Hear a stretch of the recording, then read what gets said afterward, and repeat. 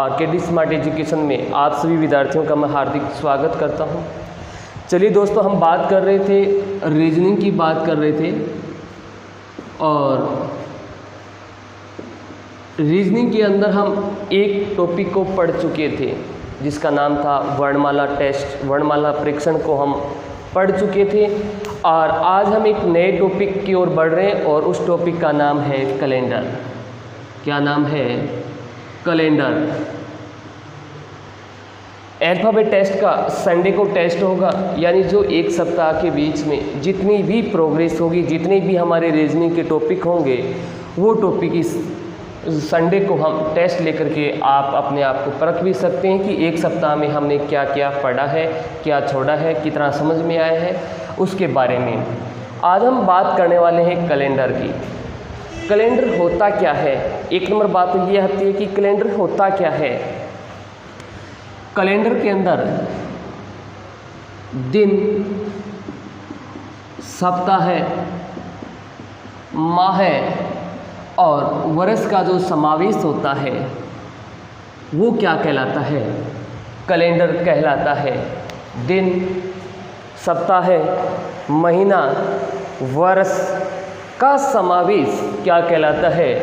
Calendar कहलाता है। जो भारतीय त्यौहार हैं कैलेंडर पर ही आधारित हैं। अब बात ये आती है कि मुख्यतः भारत में कितने प्रकार के कैलेंडर हैं। भारत में मुख्यतः कितने प्रकार के कैलेंडर हैं? प्रमुख कैलेंडर पूछे तो वो आते हैं 4 प्रकार के कैलेंडर हैं। भारत में मुख्यतः कितने प्रकार के कैलेंडर काम में लिए जाते हैं?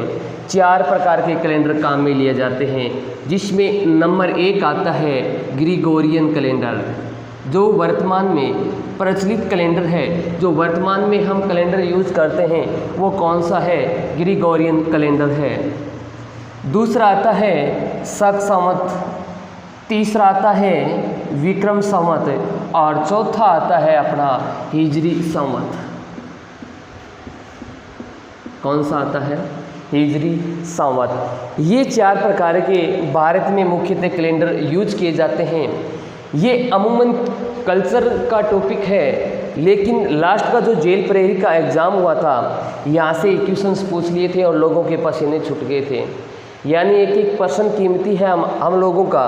तो वैसे तो इसको कल्चर में कंप्लीट करवाया जाता है, लेकिन फिर भी अगर क्वेश्चंस पूछ लिया, हो सकता है कैलेंडर में डाल करके रीजनिंग में भी पूछ सकता है। लेकिन लास्ट एग्जाम जो जेल प्रेरी का हुआ था, तो वहाँ इसके बारे में राजस्थान जीके के अंदर क्वेश्चंस पूछा गया था।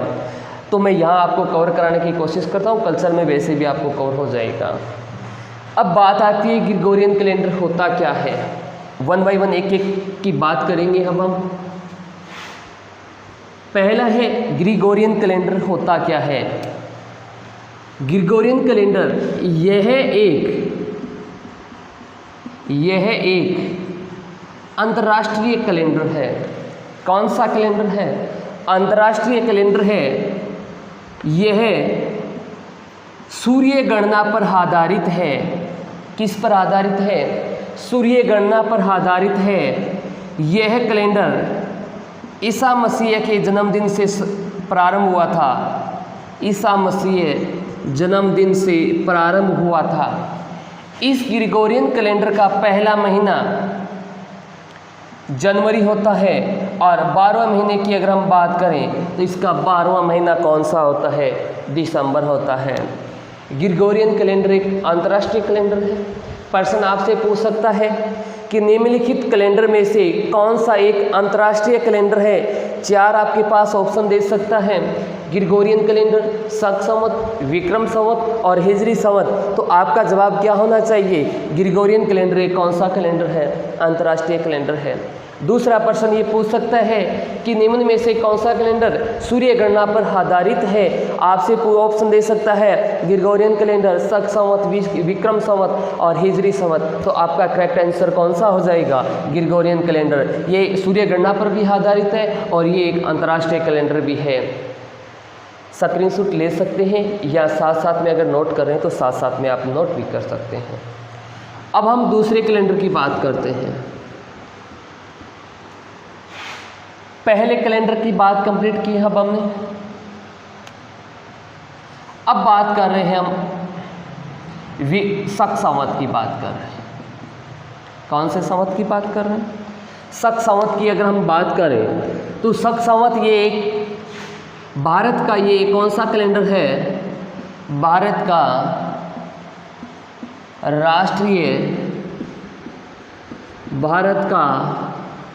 राष्ट्रीय कैलेंडर है।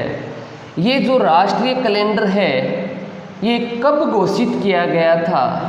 ये 22 मार्च 1957 को भारत का राष्ट्रीय कैलेंडर घोषित किया गया था। ये अगर मैं बात करूं इसमें कुल दिन कितने होते हैं? 354 दिन होते हैं। और अगर हम बात करें इसके बारे में कब स्टार्ट हुआ था, ये 78 ईस्वी में प्रारंभ हुआ था। कब हुआ था? 78 ईस्वी में क्या हुआ था? प्रारंभ हुआ था। और इसका पहला महीना चैत्र है और अंतिम महीना कौन सा है? फाल्गुन है। अंतिम महीना कौन सा है? फाल्गुन है। मोस्ट बात ये आती है, इसकी मोस्ट इम्पोर्टेंट क्या बात है कि ये कैलेंडर है जो ग्रिगोरियन कैलेंडर से, ग्रिगोरियन जो प्रकार का जो कैलेंडर है उस कैलेंडर से 78 वर्ष क्या है? ये आगे या पीछे है?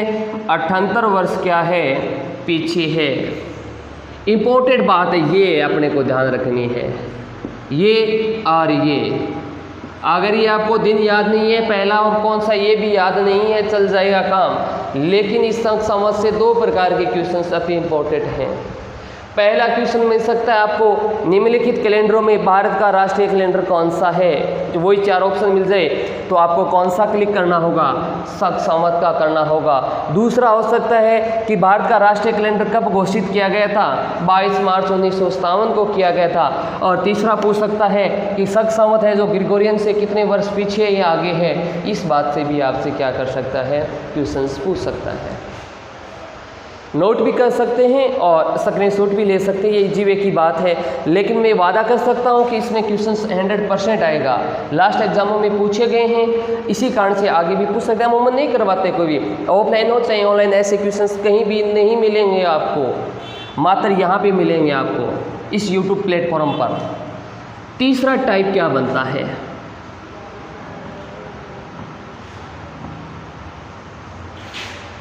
तीसरा टाइप बनता है आप लोगों का विक्रम संवत। क्या बनता है? विक्रम संवत। नंबर 1 बात, ये चंद्र गणना पर आधारित है। 57 ईस्वी में इसका क्या हुआ था? प्रारंभ हुआ था। पहला महीना इसका चैत्र है और 12वें महीने की अगर मैं बात करूं, इसका 12वां महीना कौन सा है? फाल्गुन का है। कुल दिनों की अगर हम बात करें, कुल दिन कितने इसके अंदर? 354 है। मोस्ट की अगर हम बात करें इसकी, ये जो ग्रिगोरियन कैलेंडर है, ग्रिगोरियन कैलेंडर से 57 वर्ष क्या है? ये 57 वर्ष क्या है? पीछे है। 57 वर्ष क्या है? इसके पीछे है। विक्रम संवत की अगर हम बात करें तो विक्रम संवत किस पे आधारित है? चंद्र गणना पर आधारित है। और इसका प्रारंभ 57 ईस्वी में इसका क्या हुआ था? प्रारंभ हुआ था। पहला महीना चैत्र है और इसका 12वां महीना कौन सा है? फाल्गुन है। कुल दिन इसके कितने होते हैं? 354। और ग्रिगोरियन कैलेंडर से 57 वर्ष क्या रहता है? पीछे रहता है। दूसरी बात, ये एक हिंदू कैलेंडर है। कौन सा कैलेंडर है? हिंदू कैलेंडर है। हिंदू कैलेंडर है। यहाँ से क्वेश्चंस कैसे पूछ सकता है? क्वेश्चंस नंबर 1, वह कैलेंडर जो वह हिंदू कैलेंडर जो चंद्र गणना पर आधारित है कौन सा होगा? विक्रम संवत। मैं दे देता वह कैलेंडर जो चंद्र गणना पर आधारित है। तो चंद्र गणना पर 2 कैलेंडर आधारित है, एक तो विक्रम संवत है और एक कौन सा है? हिजरी संवत है। मैं कह देता आपको कि ग्रिगोरियन कैलेंडर से 57 वर्ष पीछे निम्न में से कौन सा कैलेंडर है, तो आपका जवाब क्या होना चाहिए? विक्रम संवत। जो ग्रिगोरियन कैलेंडर से 57 वर्ष क्या रहता है? 57 वर्ष क्या रहता है? आगे रहता है। 57 वर्ष क्या रहता है? आगे रहता है। अब बात करेंगे हम इसका चौथा टाइप क्या कहता है।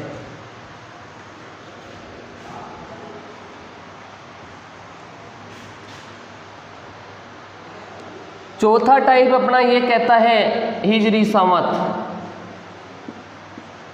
हिजरी संवत नंबर 1 बात तो ये चंद्रगणना पर आधारित है। कौन से पर है? चंद्रगणना पर आधारित है। और दूसरा ये कौन सा कैलेंडर है? मुस्लिम कैलेंडर है। कौन सा कैलेंडर है? और इसमें भी टोटल दिन कितने होते हैं? 354 होते हैं। और 354 होते हैं। इसका प्रथम दिन कौन सा, प्रथम महीना कौन सा होता है? मुहर्रम। और 12वां महीना कौन सा होता है इसका? जिलहिज होता है। कौन सा होता है?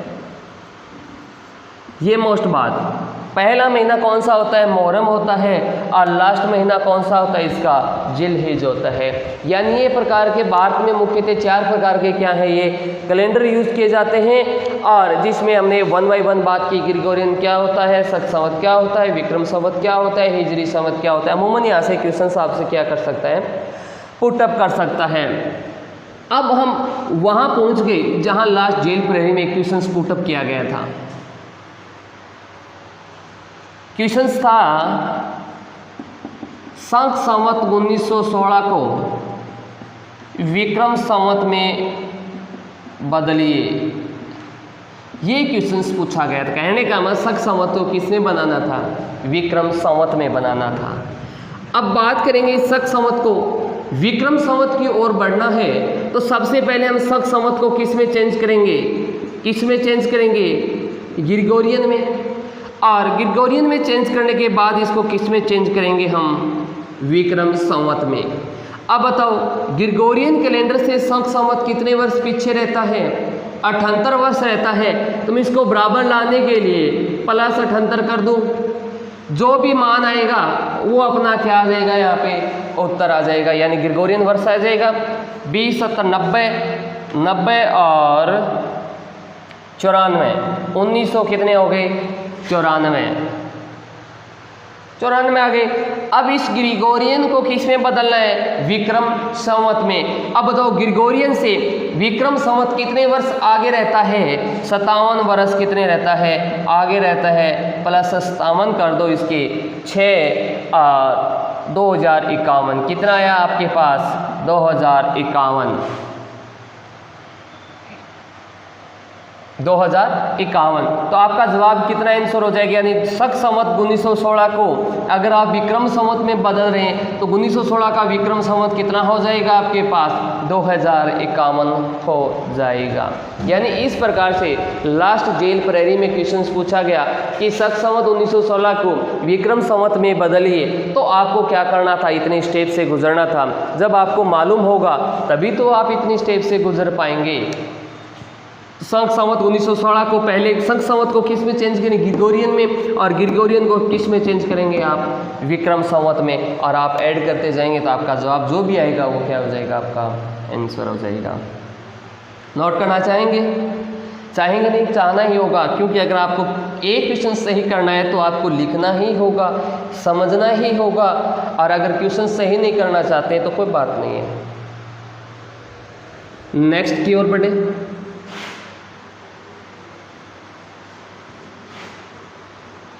नेक्स्ट क्या कहता है? नेक्स्ट जैसे मैंने लिखा विक्रम संवत 2060 को शक संवत में बदलो। विक्रम संवत 2060 को शक संवत में बताइए। ये आपसे क्वेश्चन पूछ सकता है कि पूछ लिए विक्रम संवत 2060 को शक संवत में आप लोगों को क्या करना है? बदलना है। तो इस विक्रम संवत को मैं सबसे पहले किससे बदलूंगा? ग्रिगोरियन में बदलूंगा। और इस ग्रिगोरियन को फिर मैं किस में चेंज करूंगा? शक संवत में चेंज करूंगा। पहले विक्रम संवत को ग्रिगोरियन में और फिर ग्रिगोरियन को किस में चेंज करूंगा? शक संवत में चेंज करूंगा। तो विक्रम संवत ग्रिगोरियन से कितने वर्ष ज़्यादा रहता है? 57 वर्ष रहता है। विक्रम संवत दे रखा है, ग्रिगोरियन हमें ज्ञात करना है। तो 2060 माइनस 57 बराबर कितने बचे? 2003 बचा या नहीं बचा? अब ये ग्रिगोरियन से शक संवत कितने वर्ष पीछे रहता है? 78 वर्ष पीछे रहता है। 2003 माइनस कितने कर दिए हमने? 78 कर दिए। तो यहाँ पे कितने बचे?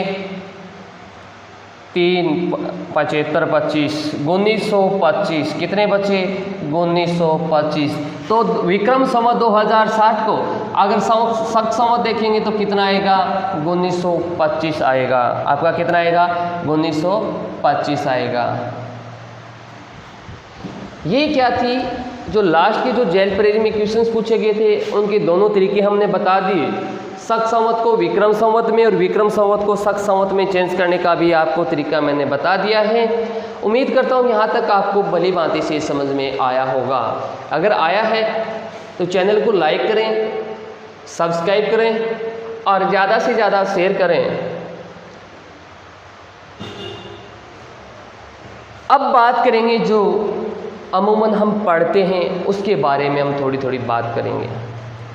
कैलेंडर दिन, सप्ताह, महीना और वर्ष का जो समावेश होता है वो क्या कहलाता है? कैलेंडर कहलाता है। कैलेंडर अमूमन कितने प्रकार के होते हैं? कैलेंडर में वर्ष है वो कितने प्रकार का होता है? एक तो होता है लीप वर्ष होता है और एक कौन सा होता है? साधारण वर्ष होता है।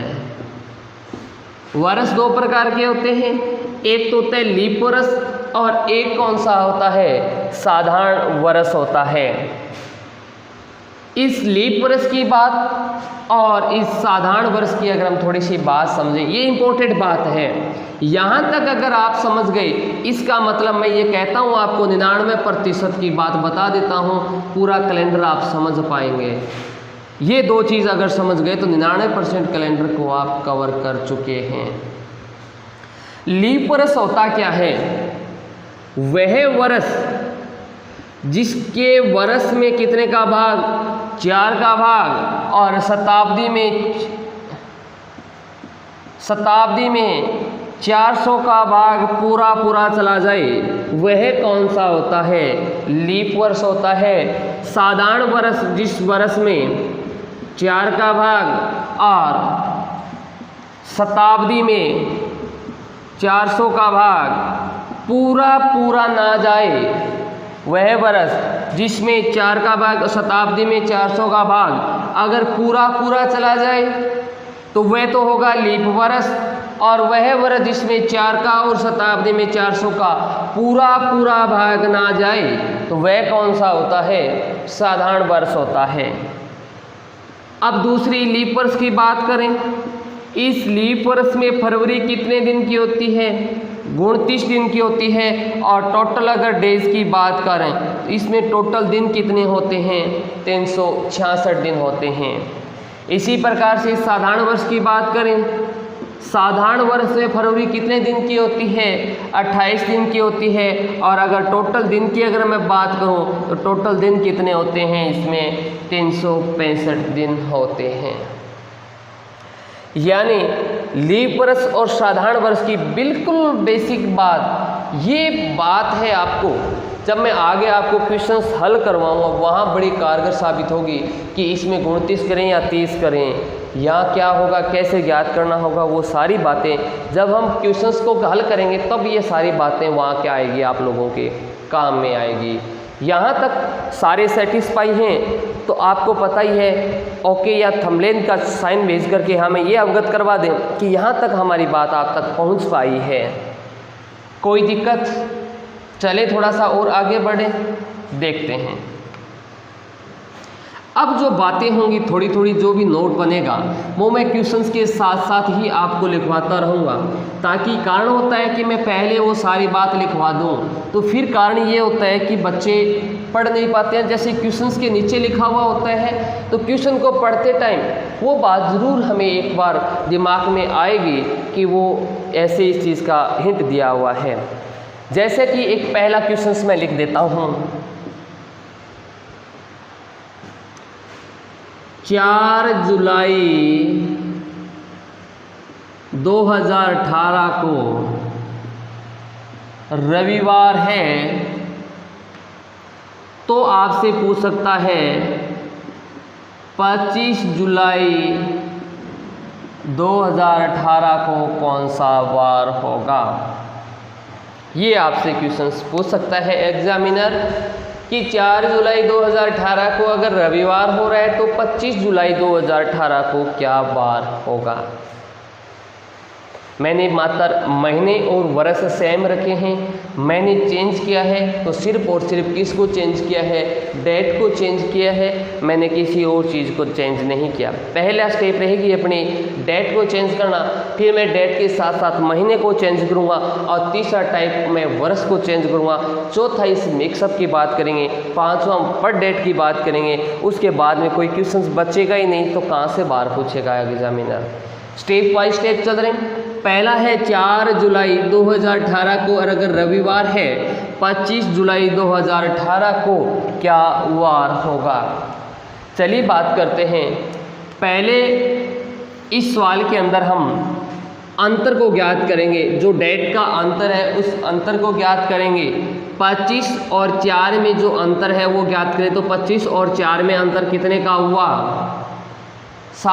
21 का हुआ और इसमें कितने का भाग दे देंगे? 7 का। एक सप्ताह में 7 का भाग दिया, कितनी बार गया? 3 बार। रिमाइंडर यानी शेषफल कोई बचा नहीं बचा, यानी 0 बचा। अगर 4 को रविवार है तो 25 को भी कौन सा वार हो जाएगा? 25 को भी कौन सा हो जाएगा? रविवार हो जाएगा। अब काउंट करके देखो, 4 को रवि है प्लस 7 दिन, 7 और 4 कितने हो गए? 11 और 7 कितने हो गए? 18, 18 और 7 कितने हो गए? 25। अगर रविवार 4 को 11 को रविवार, 18 को रविवार और 25 को भी क्या होगा? रविवार होगा। यानी अगर आप काउंट करके करना चाहें तो काउंट करके कर सकते हैं और सीधा अगर ट्रिक से करना चाहें तो ट्रिक से भी कर सकते हैं। काउंट करने का तरीका यह मैंने बता दिया कि कोई भी वार है वो 7 दिन के बाद में फिर रिवाइज होता है, तो प्लस 7 कर दिए मैंने, साथ साथ जोड़ता गया। जब तारीख आई मेरी 25 तारीख, वहाँ तक मैंने जोड़ किया और जब बराबर मानजत से 4 का रविवार था तो 25 को भी क्या हो जाएगा? रविवार हो जाएगा। और 25 का ही मैंने यहाँ क्या पूछा आपसे? वार पूछा है। ये तो क्या थी अपने लोगों की काउंट करके करना था। फिर मैंने ट्रिक का इस्तेमाल करवाया कैलेंडर में कि जो डेट दे रखी है आपको सिर्फ और सिर्फ डेट चेंज करके दे रखी है तो इन दोनों डेटों का क्या कर लें? डिफरेंट कर लें, 7 का भाग देते। जो रिमाइंडर बचा हुआ है वो अगर आगे की तारीख पूछे तो प्लस कर देते हैं और पीछे की तारीख पूछे तो क्या कर देते हैं हम लोग? माइनस कर देते हैं। ये 4, ये कौन सा? 25 भाग दिया, एक शेषफल 21, 7 का भाग दिया तो 3 बार गया, 7 ही 21 पूरा, कोई रिमाइंडर नहीं बचा, 0। अब आगे की तारीख पूछा है तो रविवार में 0 जोड़ेंगे तो क्या आएगा? रविवार आएगा। तो आपका करेक्ट आंसर कौन सा हो गया? रविवार हो गया। कर सकते हैं क्या?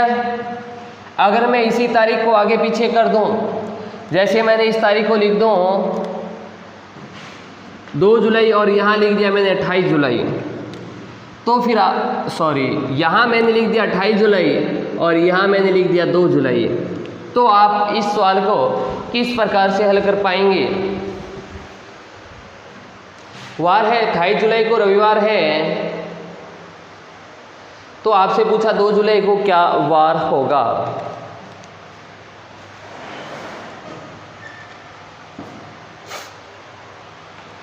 वही तरीका रहेगा अपने लोगों का।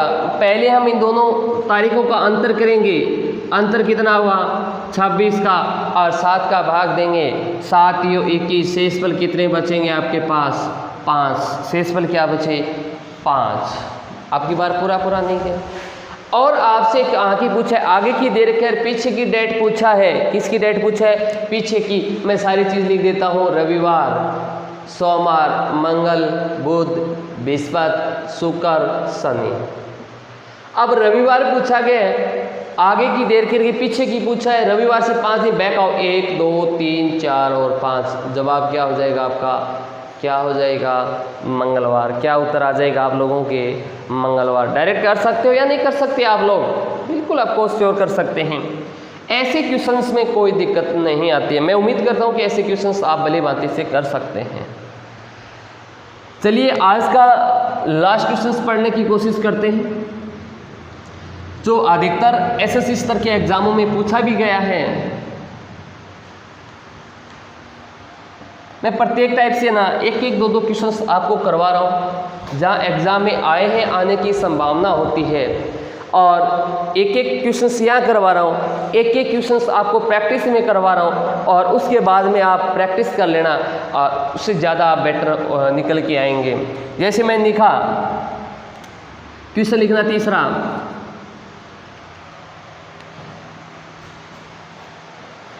किसी महीने की एक तारीख को, किसी महीने की एक तारीख को रविवार है, उस महीने की अंतिम दिन क्या होगा? उस महीने का अंतिम दिन क्या होगा? किसी भी महीने की एक तारीख को रविवार है, उस महीने की अंतिम तारीख को क्या होगा? अब आपका कमेंट ये रहेगा कि महीना तो 28 भी होता है, 29 भी होता है, 30 भी होता है, 31 भी होता है, और चारों आपके पास ऑप्शन मिलेंगे। चारों क्या मिलेंगे? ऑप्शन मिलेंगे। तो इस प्रकार के क्या होते हैं, जब आपके पास क्वेश्चंस मिले जहां कोई ना तो वर्ष दी गई हो और ना ही कोई महीना दिया गया हो, इस प्रकार की अगर कंडीशन जहां फॉलो हो रही हो, जहां इस प्रकार की कंडीशन बन रही हो ना, तो वहाँ आपको महीना अंतिम दिन कितने मानने हैं? 30 मानने हैं। कितने मान के चलना है आप लोगों को? 30। एक तारीख को रविवार है, 1 7 कितने हो गए? 8 7 कितने हो गए? 15 7 कितने हो गए? 22 7 कितने हो गए? 29 को रविवार है, तो 30 को क्या हो जाएगा? 30 को क्या हो जाएगा? तो यहाँ आपका जवाब क्या आ जाएगा? सोमवार आ जाएगा। क्या आ जाएगा? सोमवार आ जाएगा।